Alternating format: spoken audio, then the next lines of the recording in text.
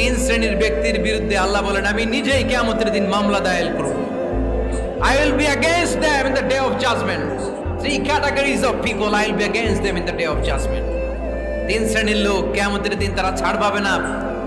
আল্লাহ বলেন আমি নিজেই তাদের বিরুদ্ধে মামলা দায়ের করব। এর মধ্যে এক শ্রেণীর লোক হচ্ছে রাজুলুন ইস্তাআজারা জিরান ফাস্তাউফা মিনহু ওয়া লাম ইউতি আজরা।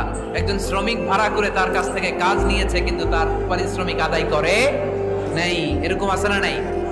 দাপট দেখায় ইউনিভার্সিটির ক্যান্টিনগুলোতে। ইউনিভার্সিটির ক্যান্টিনে যে খায় মাগার বিল দেয় না, এরকম ডাকাইত আছে না নাই?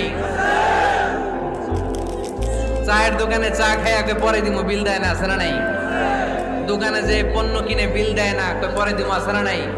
কিয়ামতের দিন আল্লাহ তোরে মাস্তানি ছুটাবে, চিল্লা এখন ঠিক কি না? আনা খাসমুহুম, আমি নিজেই তাদের বিরুদ্ধে মামলা দায়ের করব। কথাটা কার?